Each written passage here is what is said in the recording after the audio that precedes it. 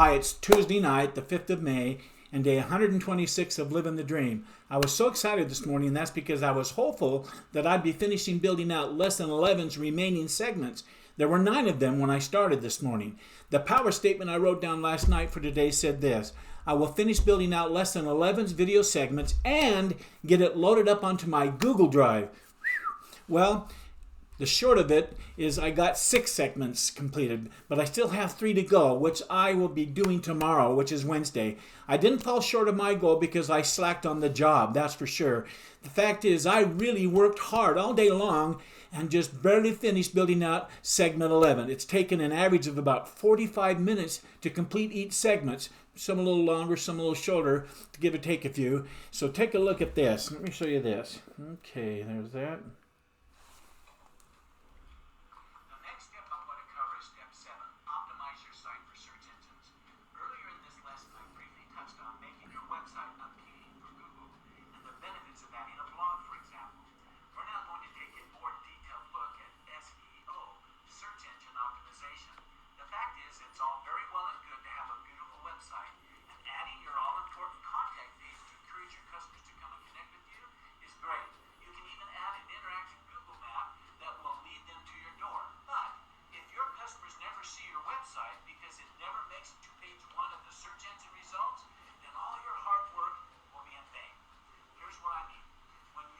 Search term like best brunch in Chicago into Google search bar, a complex algorithm decides on the results, then presents those results in the order the algorithm chooses. This algorithm takes a huge number of factors into account. Anyhow, that's segment 11. I know that seeing it finished leaves you asking the question, what the heck took 45 minutes to build that out? And I have to tell you, that is a very tedious process to set up each of these little animations with their timings. And it takes some time to get the internet video you saw inserted properly and overlaid properly and sized properly. And then the timing of the fade and the zoom. It's just a lot of detail. Each one of those steps have to be played over and over and over again as I'm making those changes. Was that right? Got to replay it. Oh, is that not right? Change it again. Was that right? Even though I have a good idea of the exact timing for each one to start and to zoom in and then to fade out, and when that happens, to get it just right, I have to play it over and over and over again to get it right. And that's what uses up so much of my time. But with that said, it makes for a very enjoyable and exciting day of living the dream. I have to tell, I guess because I enjoy doing it. What's amazing about all of this, to me anyway, is that before the week's out, I'll have lesson 11 done, and I'll have already started on recording my last lesson, lesson 12, marketing your business. Woohoo, that's me great. Anyway, here's my list of to-do I had for today. Tuesday, highlight, finish the remaining 6 segments, build out. Well, I don't know. I got 6, but there was 9, so I got 6 done. I checked my counts, checked my L, read all the things. Bam, done.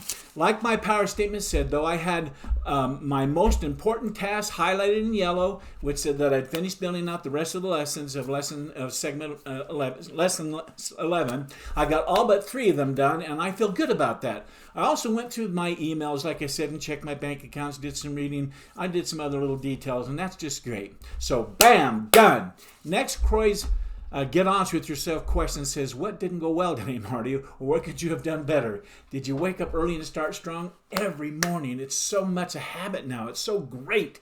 Did you start your morning with power? The morning routine, that win the morning, win the day routine, and my mindfulness time, and the little sipping. Tony the Tiger is waking up every morning. When I sip that, within 3 minutes, it's going. Were you productive throughout your day? Yes. Did you get the most important things done? I got 6 pieces through the portal of my mind into the world of the physical, and there's 3 more sitting in there. Got to get done.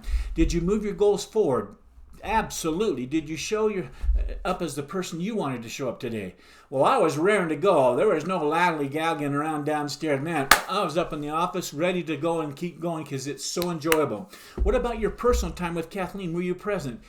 From 5:15 to 5:20 when I came down, I'm home, because I'm up here and she's down there. She says, you're home, I'm home. Anyhow, it's just great. From that time on, the evening's fantastic. Now combine all these questions together and ask the big question. Were you honest with yourself about today's task, Marty? In other words, did you keep your commitments you made to yourself today? Well, this morning, even though I had to feel, even though I had a feeling of how long the first 5 segments would take building them out, I guess I was hopeful when I wrote down I would finish building out all of these segments today. What's important to note here is the fact that even though I fell short by 3 segments out of those 9 that had facing me, I did 6, I still put in a fantastic day of creativity and work. From now on, I think I'm going to make statements like, I will do everything I can do, or I will do such and such until the time runs out, so that I don't get snagged up by things that are out of my control. I can't control by going way too fast and doing slotty work and that kind of thing. I've got to do it right, and it just took that time. So when I say, unless I run out of time, that gives me a little out, but I will not slack in what I'm doing. Some things just end up taking longer, like I said, and more than what I imagined they would take. And that doesn't mean, however, that I'm failing or that we failed. As long as we give our best and are willing to go with the flow, but fight tooth and nail to get the job done, that's being a winner, in my book anyway. So way to go, Marty. The next question Croy asks is, what's the one thing you did that made you feel successful today? As I reviewed each of the 6 finished segments that I got done today, I really felt proud of the job I did in my recordings and with all of the animations and wording and timing of things that I set up. You saw part of it, but the whole lesson is just coming together. They are going to make a great lesson, and that makes me feel successful and well accomplished. And to me, success or successful is a feeling that comes and goes with each activity I choose to focus on. I can have a feeling of failure, a feeling of distraught, a feeling of depression, or a feeling of success, depending on how I think about each of those things and my willingness to perform at my best. I want to show up and perform at my best. I don't choose to focus on failure or failing. I know that I have them, but I choose to look at them with compassion from a step outside myself and say, why did that happen? What you doing, Marty?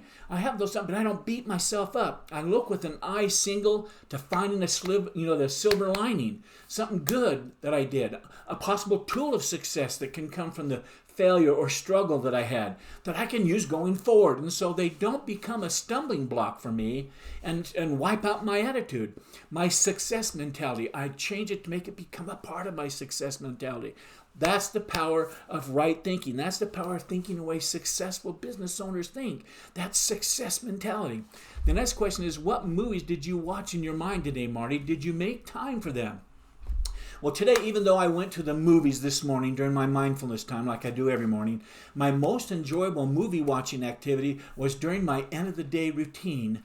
It's just so good, which I do every night before I come up here. I found myself thinking about my own steps of getting ready to build my website and all that I taught in Lesson 8, which is how to build a website. And I'm just getting ready to do that from my coaching business and how I've done everything that I taught my students to do. And I'm doing it and will do everything as I prepare to build my own website, www.livingthedreamcoaching.com.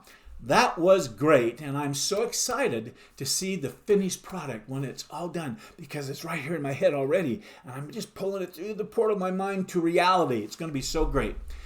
Croy then says, rate your day's effort. Well, I gave today another 10. I say another 10 because I most definitely worked at the speed of 10 while building out 6 of the remaining segments of Lesson 11.